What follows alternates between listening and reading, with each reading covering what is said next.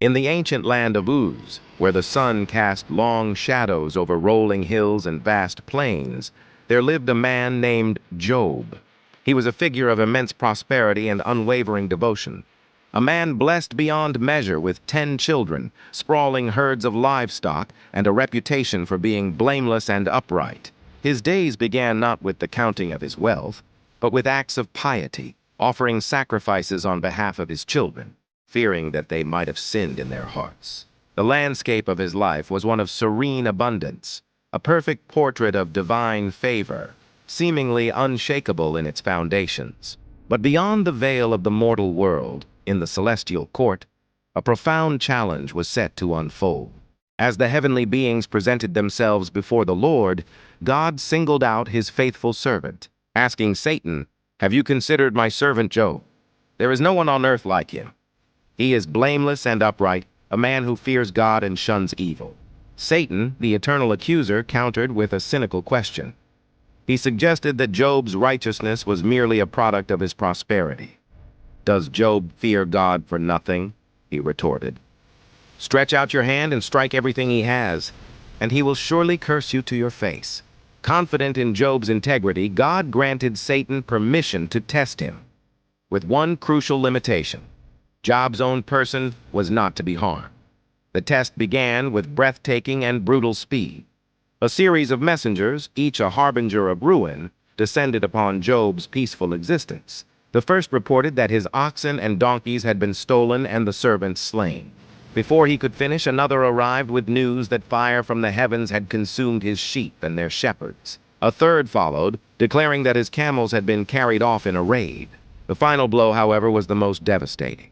A messenger, breathless and distraught, revealed that a mighty wind had swept in from the desert, collapsing the house where all of Job's children were feasting, and they were all gone. In the face of unimaginable loss, a grief that would shatter any ordinary man, Job's reaction was extraordinary. He rose, tore his robe in mourning, and shaved his head as a sign of his deep sorrow.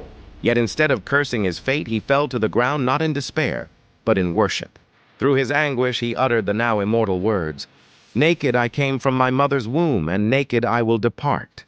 The Lord gave, and the Lord has taken away. May the name of the Lord be praised." In all of this, Job did not sin by charging God with wrongdoing. The celestial drama, however, was not over. In the heavenly court, Satan presented himself once more, arguing that the test had not gone far enough. "A man will give all he has for his own life," Satan insisted.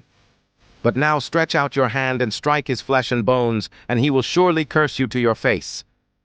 Again, God permitted the trial, allowing Satan to afflict Job's body, but commanding that his life be spared. Immediately, Job was struck with agonizing sores that covered him from the soles of his feet to the crown of his head. He was left to sit among the ashes, scraping his tormented skin with a piece of broken pottery. It was in this state of abject misery that Job's 3 friends, Eliphaz, Bildad, and Zophar, found him. Hearing of his plight, they had traveled from their homes to comfort him.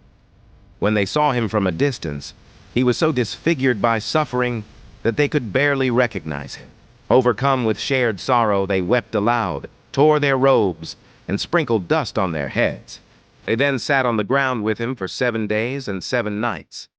No one spoke a word to him, for they saw that his suffering was too great for empty platitudes. Their silent vigil marked the end of the beginning, a prelude to the profound questions that would soon echo through eternity.